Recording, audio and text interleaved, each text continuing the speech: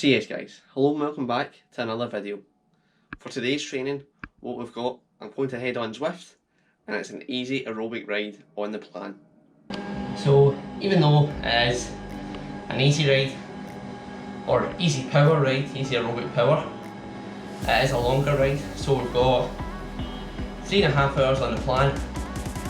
The route that I picked on Zwift is the pretzel loop in Utopia. So up and down the epic KOM a couple of things. The first time up does include the bonus climb, one of the worst bits in Utopia with how steep it is.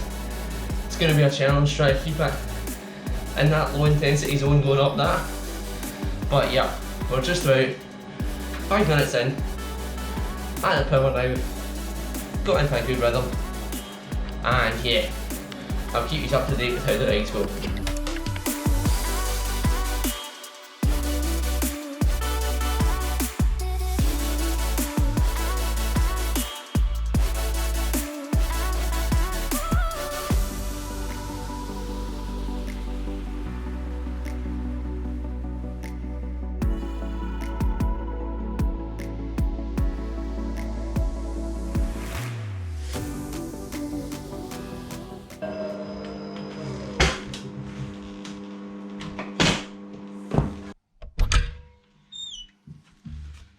And yes, of course I forget a towel.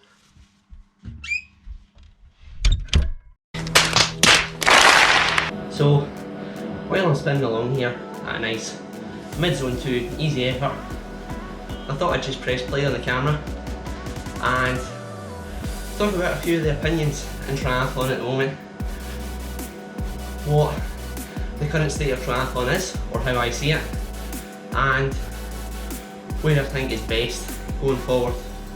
So the first big one is of course the Ironman World Championships. The men's race being moved to Nice, being 4 weeks before the women's race in Kona. Personally, I think it's a good move going away from Kona. It's, well, for the professional race.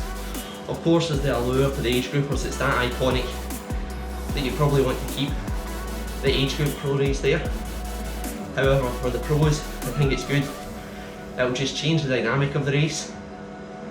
And however, splitting the men's and the women's race up, I don't think it's great. That I feel is more of a money move from Ironman, just trying to get more spectators in to 2 different events, especially as people have been saying, if you're sort of in a triathlon family, say you and your partner both race triathlon, male and female, then it will then mean it's 2 trips away. That will be quite expensive. So yeah, that's not the best. Mid-edit Adam here. Be sure to let me know in the comments down below what your views are on the race being moved to Nice. And then of course, other races on the circuit at the moment. We've got the PTO put in place. The next race coming up, we've got PTO Ibiza. Again, I think those races are good because of such a large prize purses. It brings a lot of the top pros all to the one start line, which is really what you want to be seeing. You don't want to just have the pros spread themselves thin across random middle distance races, random full distance races, and then only come together for the World Championships. You really want to see that all the time. And yeah, just getting all the big names on the star list is definitely a good move. I also feel that the distance of the PTO racing is pretty fair. As we've seen, a lot of the short course people can come over and race that distance alongside the long course guys, and bringing in a new dynamic. I think the biggest issue, like always with a lot of these events, is the broadcasting. It's just too stop-start. The commentators just seem a wee bit out of it. Well, they don't give enough information. That's the biggest thing. If we could see more live details, like heart rate, current power, current minute per kilometre, minute per mile on the run, the exact gaps, it would make it a lot more exciting. Of course, we've seen that on the short course side of things with the Super League Triathlon, especially the arena games. I think that's a great format.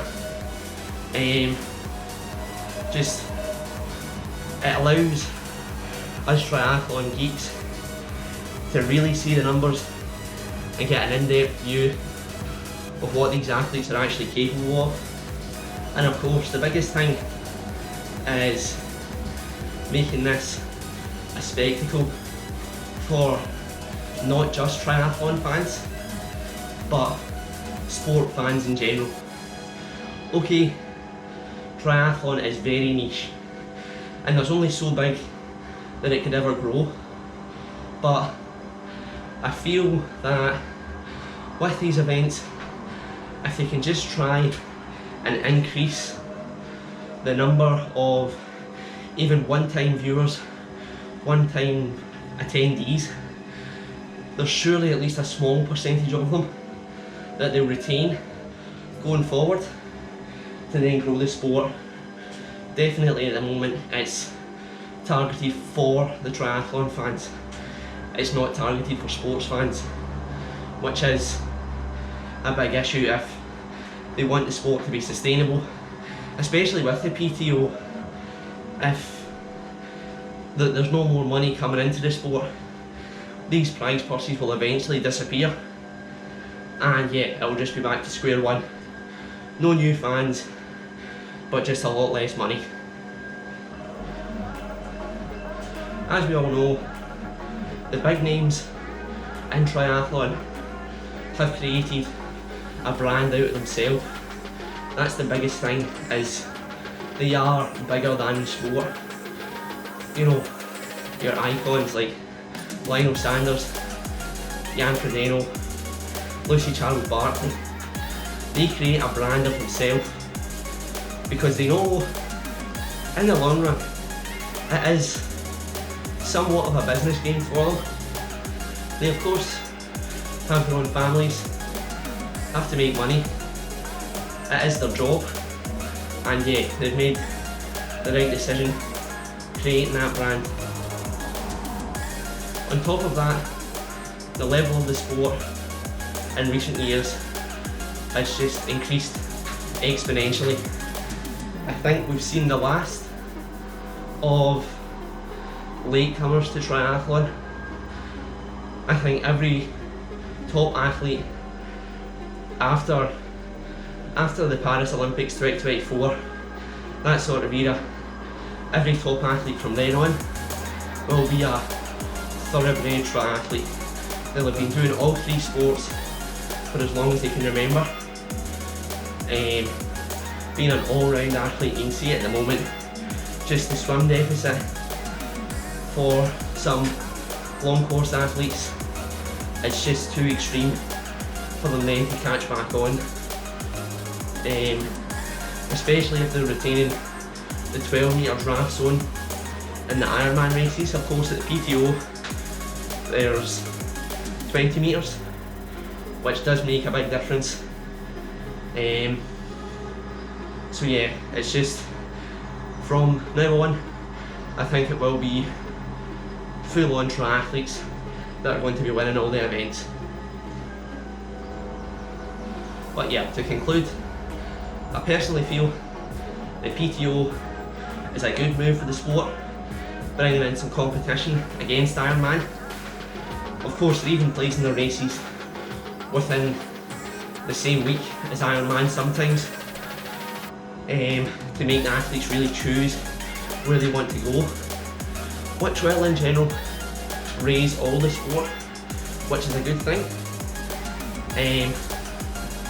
But for it to be sustainable growth, all the different media things such as the broadcasts, the social media of the athletes and of the organisations really has to step up just to allow that natural growth outside of the sport, as opposed to staying in the niche community of triathlon. And with that, my triathlon rant is over. Now, you may be wondering, Adam, why are you riding indoors when it's so nice outside? At first I thought it was going to be showery today, however the blue skies have stayed out, but riding on Zwift does mean that I can watch lectures as I'm pedalling along to actually try and get some studying in.